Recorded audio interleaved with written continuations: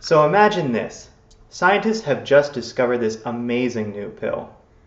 This pill can reduce your risk of cancer. This pill can lower your blood pressure. And this pill can help you lose weight. Sounds pretty awesome, right? Well, this pill actually does exist today. And you can go out in your local grocery store and buy it. The only catch? Well, this pill really isn't a pill. It's dark leafy greens, this amazing cancer-fighting superfood.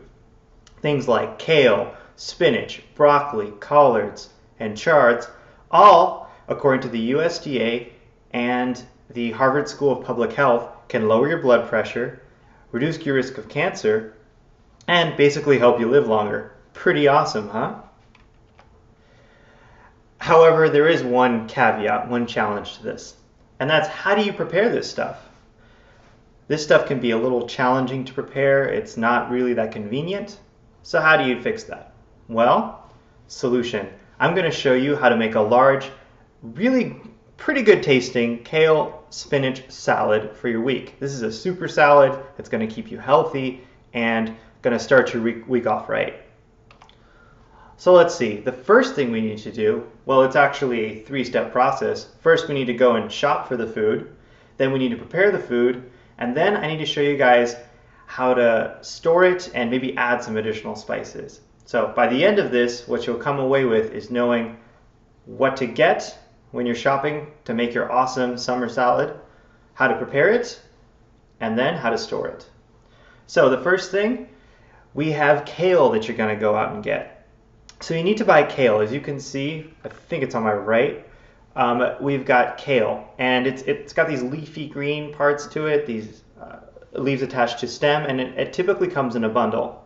You may pass this on your aisle when you're looking at, say, parsley or looking at celery or other kinds of greens, but be sure to check this thing out. This thing is loaded with all kinds of vitamins, minerals, super good for you. All right, the next thing you want to find is some spinach. Spinach is awesome, and what I really like to buy to save you time is this pre-washed spinach. So it comes in like a container about this big, and you want to find that basically in the same place that you would be looking for kale. So check that out, that's also awesome. You want to find some almonds. So sliced almonds are really good. They're super convenient for you to eat with, and they add some protein to your food as well, with some really good fats in it. Good fats being monounsaturated fats. So look for these. They'll typically be in the dry food section or near the baking section of your grocery aisle or grocery store. Then you'll need a large Tupperware bowl, typically something about, say, that big, something that will last you a week. Remember, we're making a salad here that's going to last you a whole week. Okay? So the next thing after that, you're going to need some tomatoes and onions. So go off to your local grocery store, find 2 to 3 tomatoes about this big and some onions. Should be fine. Again, this is your preference. I typically do white onions and I use medium tomatoes to cut just because they're easy. Then you're going to need a cutting board and a knife. Okay? So a cutting board and a knife like this, pretty simple, pretty standard. The picture on my right has a larger knife. I use a serrated blade. It makes it a little easier to cut, saves you some time. But if you want to get finer cuts and do a little heavier duty work, you should get a large blade with a really big base. Okay, and you'll need a, well, you don't have to have this, but what I recommend and like is a processor. So what does a processor do? Well, typically it purees food, like turns it into small mushy gushy stuff. But what it can be really nice to do is to actually chop up your food. So I have one right here. This is a Ninja. So as you can see, what's really cool about this guy is that it's super easy to clean. It's got the blade in the center, and you just take the blade out and clean on the inside. When I'm actually preparing the salad, I use this to save me time. I'll take the kale, maybe cut it up, put the leaves inside here, and give it about 3 pushes down on the top handle, and that'll just cut it up enough that I can include it in my salad. Makes it really nice and cuts it up into a nice variety for the salad. Okay, and then, so once you've got your ingredients, once you've gone shopping, the second stage is to prepare your produce. So how do you prepare it? Well, you have to make sure that you rinse everything. Rinse your tomatoes off, rinse all your greens off.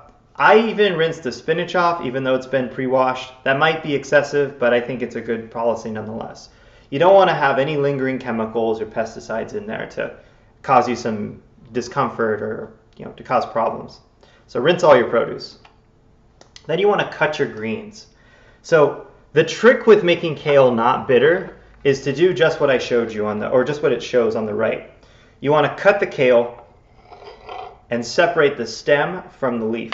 Separating the stem from the leaf will remove the bitter part, which is the stem, from the nicer parts, the leaves. Okay, next thing you want to do after that is cut your tomatoes and your onions. You have two options for this. One is you can use the Ninja, right? Like I'm showing you, the little Ninja there. Typically though, I find that it just works better if I actually use a knife. So I go ahead and cut with my knife. And the process you want to use is, see on the picture there, he's actually cutting more towards the base. If this is a larger knife, I would cut towards the base and I would put my finger on the top here to stabilize. And then as I'm cutting, so you can see this,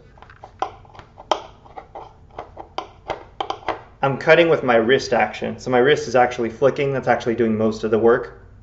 And the reason I'm doing it from the base, I'm cutting the food kind of right here, because that will just give you more power basically to make finer cuts. Okay, then once you do all that, you mix it in a bowl and you put away the salad. At this point, some people actually mix in dressing, but you should not do this. This is a bad idea. Why? It'll make your food spoil.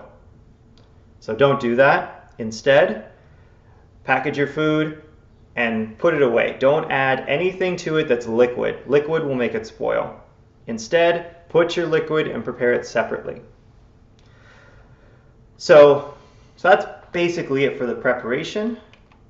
Now, how are you going to actually dress up your salad so it's something you would enjoy eating with any meal? Well, the first thing you would want to do is add some salad dressing. You got to be a little careful here because not all salad dressings are created equal.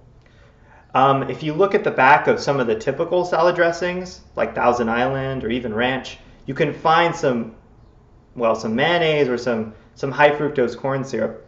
And you'll just be shocked sometimes of what you see on the back there.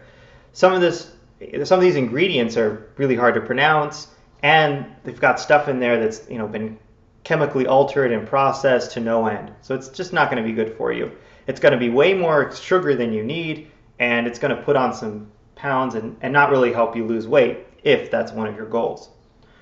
So what I like to do is to try and avoid that as much as possible is buy stuff like Annie's Organic.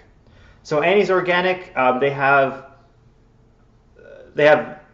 ingredients that are basically stuff that you know what it is, right? Like red wine, olive oil. These are ingredients that you know. So I recommend that.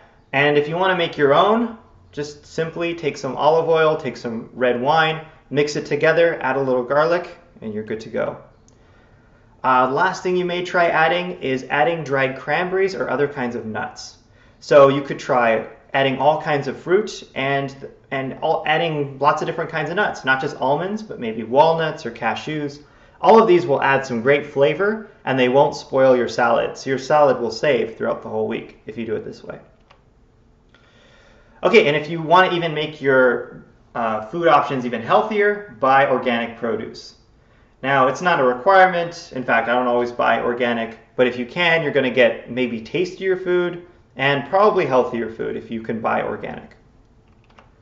Try and eliminate sugar. So if you're drinking like a sweet tea with your meal, try and eliminate that. Drink water. It's a great way to eliminate some of those excessive sugars from your meal. Also, the cranberries.